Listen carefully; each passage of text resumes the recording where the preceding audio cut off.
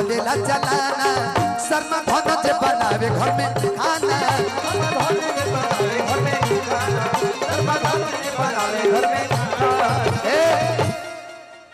ओकर हमरो तो चलेला चलाना कि शर्मा धनज बनावे घर में खाना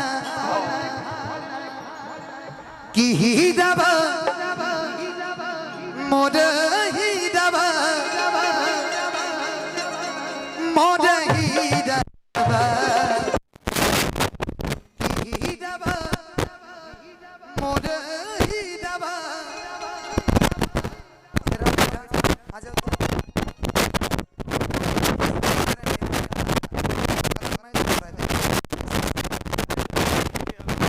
आज से बेटा मुझे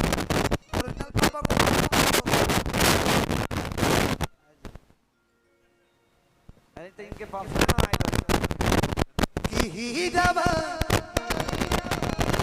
अब मम्मी क्या कर पापा को देखो अब समझो कि तार मम्मी होई ओ मम्मी को भूला जा की हीराबा मोरा हीराबा मोरा हीराबा हरि बहरी बनेला रंगबाज हरि पीछेला घरे लुगा तू गइबो पापा के गावे दो भी मम्मी के डांस करे दो तू मत गाओ बेटा बाबू बुझता कि डेयरी मिल्क में आ गइल बनी हाँ सही बात बा 5 जना निकर मम्मी बालो 5 जना 6 जना बालो 6 जना में केहू संभाल दी तो काम चल जाएगा कि हीराबा मोरा हीराबा मोरा हीराबा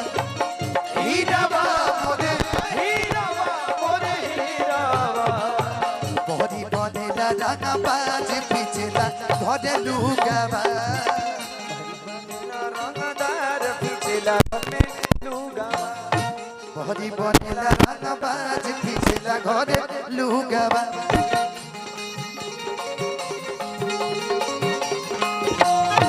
बहरी बनेला रंगबाज पिछला घरे लुगाबा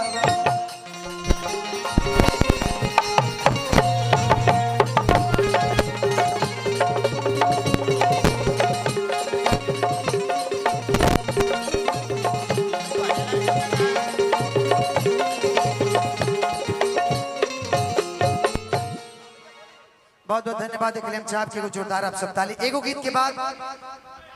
भोजपुरी के बस 2 मिनट हाँ मेहरारू काहे मेहरारू भाग जाइलो बोले बतियावे के पड़ी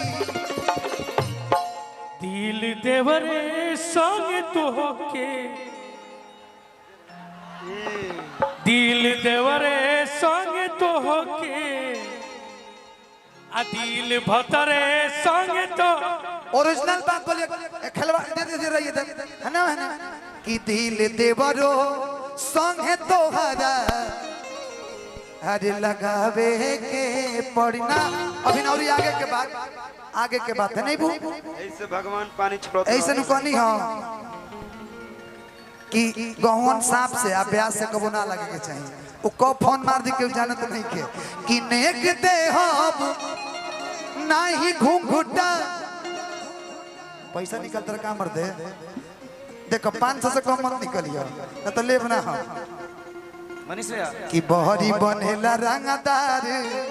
खींचेला घर लुगावा नहीं पैसा नहीं चाहिए प्यार चाहिए आप लोग का बस और कुछ नहीं चाहिए लेकिन भौजी अभी ले दिखाई ना दे केने बड़ी हो भौजी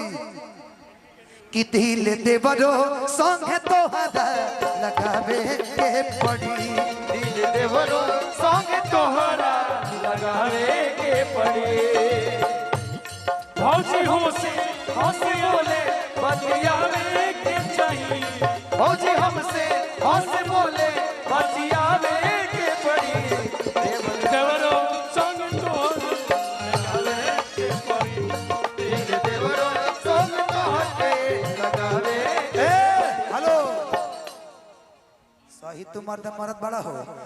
तू खुदे कहता कि दिल देवरो संग तोहरा लगावे के पड़ी तो 9 महीना में लइका खिलावे के पड़ी बाकी देवरे के सुन लइका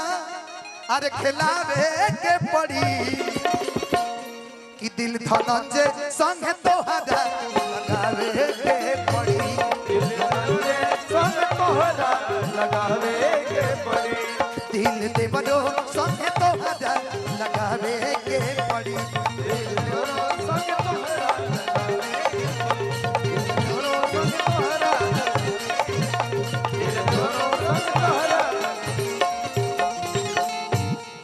मैं चाहता हूं भाई के लिए एक बार जोरदार ताली बजा दीजिए एक गाना लास्ट और उसके बाद गोलू जी का एंट्री आइए कोड दे दीजिए